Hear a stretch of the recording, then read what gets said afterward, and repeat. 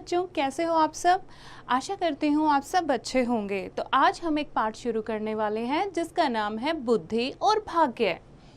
और इस पाठ का बच्चों क्या उद्देश्य है।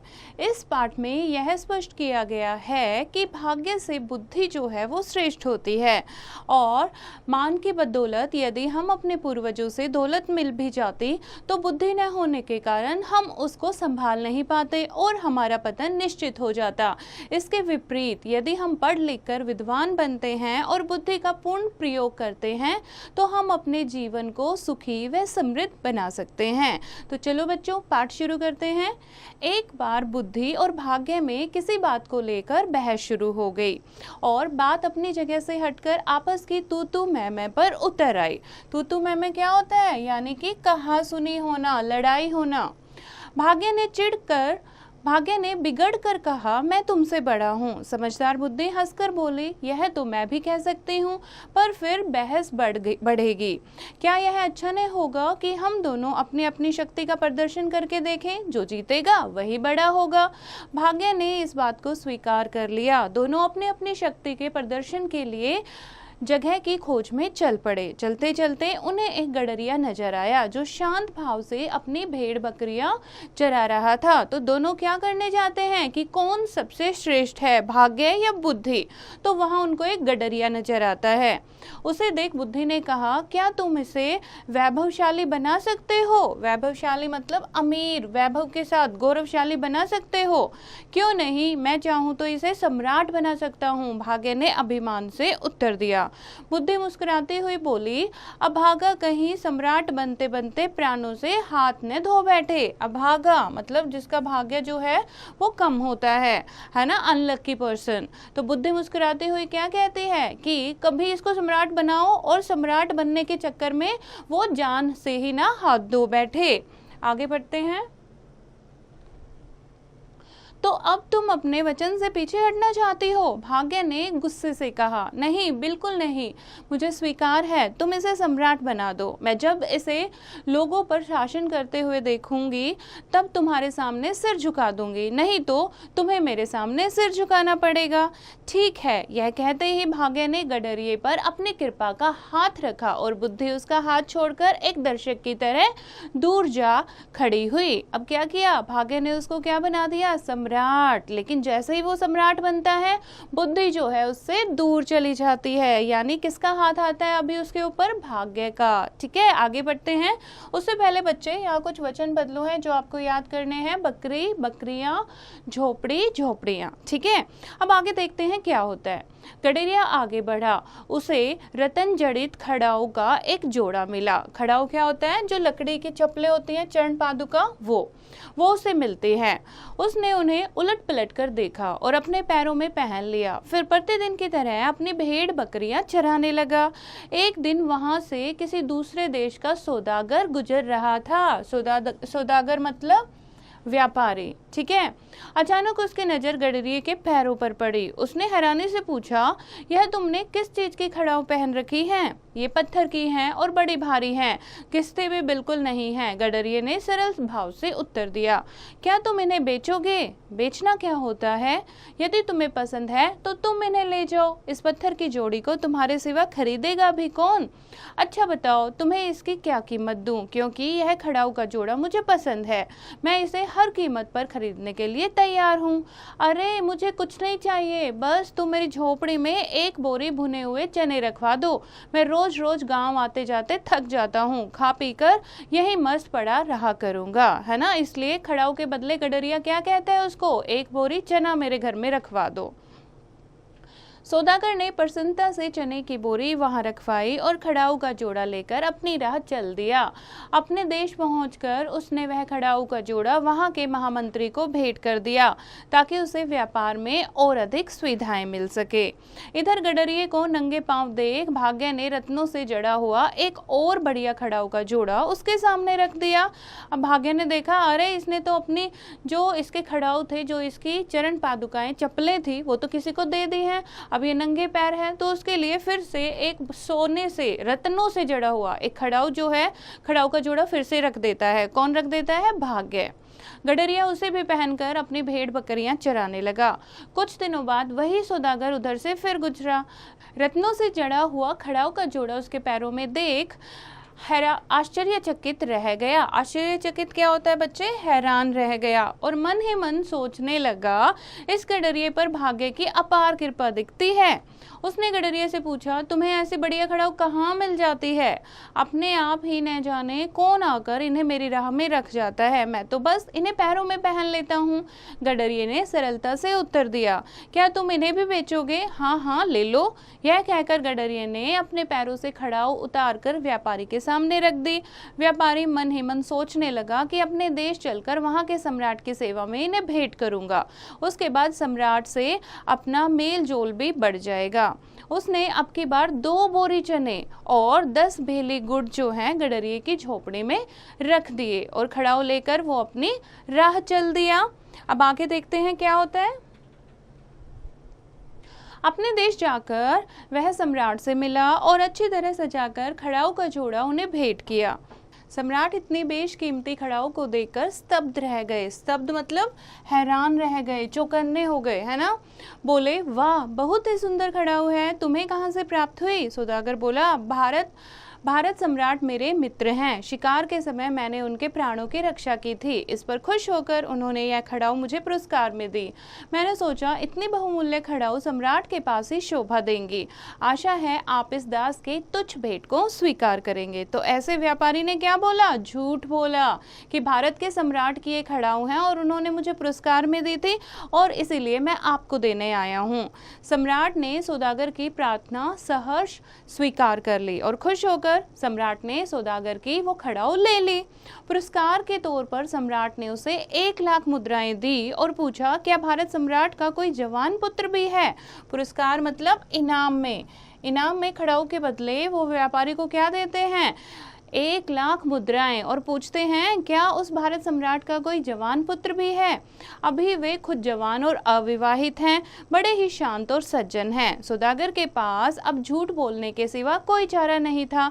वह हर तरह से सम्राट को खुश करना चाहता था। कैसा रहे यदि उसके साथ हमारी राजकुमारी का विवाह हो जाए? अति सुंदर, वे इसे अपनी सौभाग्य ही समझेंगे। सौदागर की आंखों में इस समय लाखों रुपयों की बेशकीमती खड़ाऊ पहने हुए गडरिया घूम रहा था, है ना। तो किसको राजा बना दिया था उसने? गडरिया को।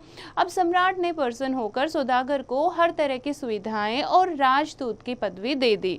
बोले, अब तुम जाकर अपना काम शुरू करो। सौदागर प्रणाम करके चला तो गया, पर उसका दिल चिंता के बोझ से दबा हुआ था। क्यों चिंता के बोझ से दबा था? कि वो कैसे गडरिया को अब राजा बनाएगा। घोड़ों पर सैकड़ों मन पीतल लदवा कर वह फिर व्यापार के लिए निकला। सैकड़ों मन यानी बहुत सारा किलो सोना लेकर, पीतल लेकर वो अपने व्यापार के लिए फिर से निकलता है। एक दिन वह फिर उस गडरिये की झोपड़ी के पास रुका। गडरिया कहीं दूर भेड़ बकरियों को चराने निकल गया था। सौदागर ने अपने नौकरों को घोड़ों से सामान उतारकर पड़ाव डालने की आज्ञा दे दी कि कुछ टाइम वहीं पर रुकेंगे, सामान उतार लो घोड़ों से। धरती पर पीतल की सिल्लियों का ढेर लग गया। चारों ओर खेमे ही खेमे खड़े हो गए। खेमे ही खेमे क्या होता है? गट गए, मतलब हर जगह उन्होंने क्या लगा लिए? तंबू लगा लिए। शाम को गडरिया लौटा। दोनों एक दूसरे को देखकर खिल उठे। गडरिये के पैरों में अब एक और बेशकीमती खड़ाऊ का जोड़ा था। अब उसने देखा सौदागर ने कि गडरिये के पैरों में एक और बेशकीमती, जिसकी बहुत ज्यादा कीमत होती है, वो खड़ाऊ का जोड़ा उसने पहन रखा था। यह देखकर सौदागर के आश्चर्य की सीमा न रही। सोचने लगा, जरूर यह आदमी कोई जादूगर है। अब आगे देखो क्या होता है। भाग्य पूरी तरह से इसे सहयोग देने पर तुला हुआ है और इस मूर्ख को पता भी नहीं है कि वह अपने पैरों में कितनी कीमती चीज पहने हुए है।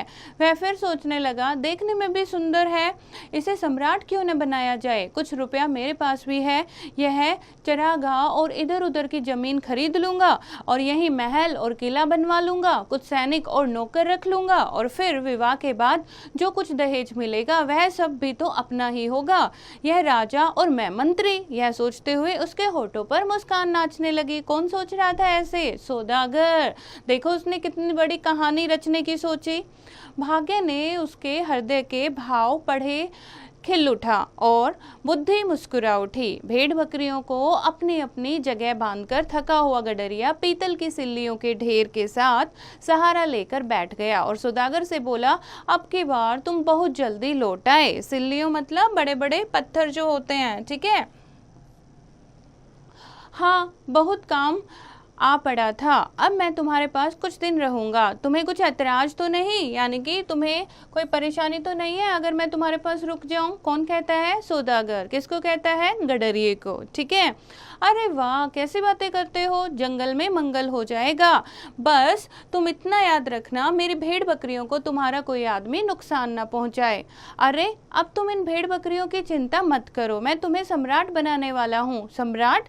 वह क्या बला होती है? गडरिये ने हैरानी से पूछा। बला मतलब मुसीबत, कि सम्राट क्या होता है? अब सम्राट महाराज, मतलब कि आसपास के इलाके के जितने भी आदमी हैं वह सब तुम्हारी चाकरी करेंगे। चाकरी मतलब नौकरी करेंगे। और मैं अपने देश की राजकुमारी से तुम्हारा विवाह भी कराऊंगा। मेरा विवाह? तुम्हारी बातें तो मेरी समझ में आ नहीं रही, पर ठीक है, जो तुम्हारी इच्छा हो सो करो। बस मेरी भेड़ बकरियों को कोई न ले जाए। यह कहते कहते वह अजीब मूर्खता से हंस दिया। तभी अचानक सौदागर की नजर पीतल के ढेर पर पड़ी। वह आंखें फाड़कर देखता ही रह गया। पीतल में एक अजीब तरह की चमक आ गई थी। अब वह पीतल का नहीं, सोने का ढेर था। कौन कर रहा था ये? भाग्य, राइट।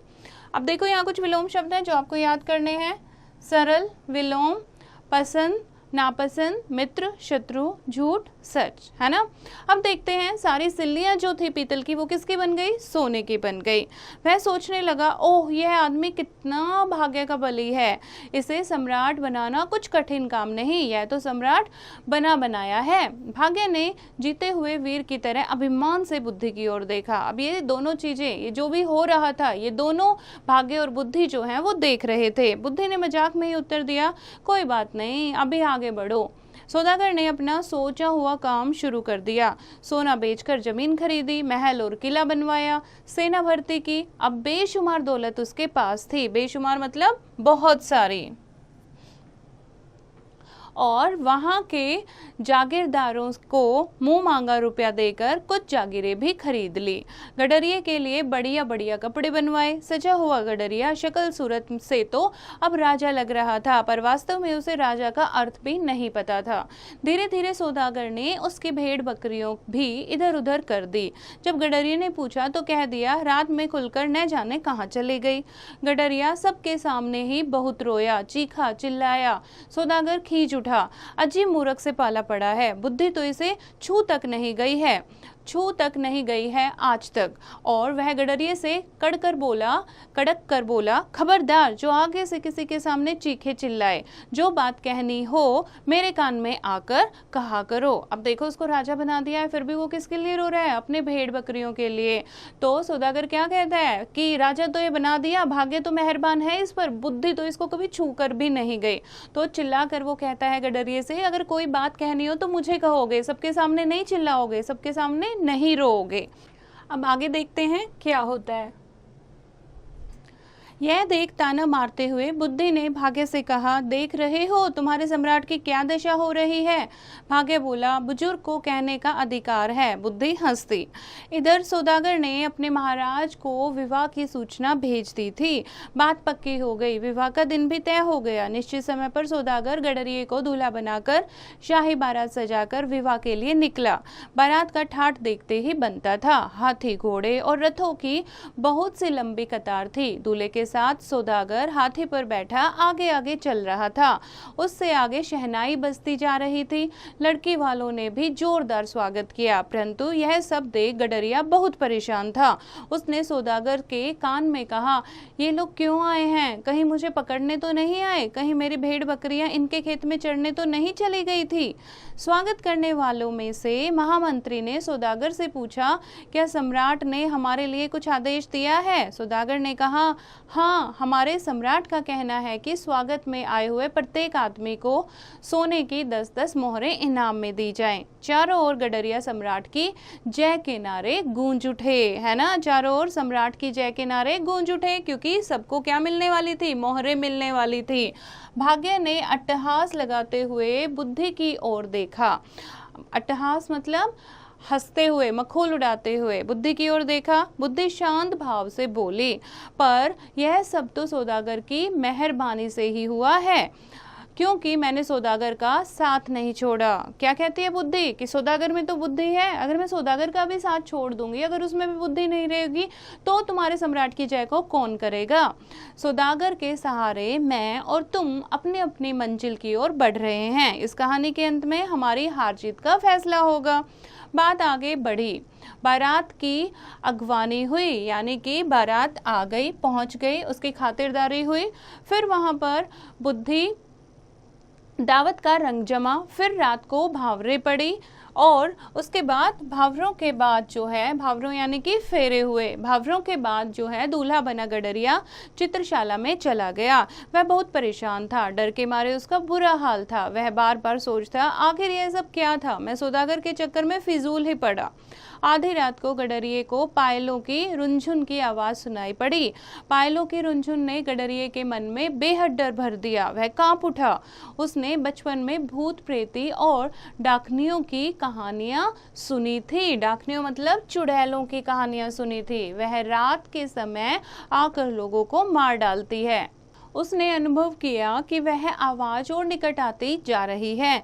कुछ देर बाद किसी ने कमरे का दरवाजा खटखटाया। वह भय से पीला पड़ गया, यानी डर के मारे उसका शरीर जो था वो पीला पड़ गया, उसका दम फूल गया। उसने बचने का अब उसे कोई उपाय नहीं सूझ रहा था। वह लपका और खिड़की के नीचे छलांग लगाने लगा। अब उसकी मौत नजदीक थी। तभी बुद्धि ने भाग्य से कहा, इसे बचाओ, तुम्हारा सम्राट मौत के मुंह में जा रहा है।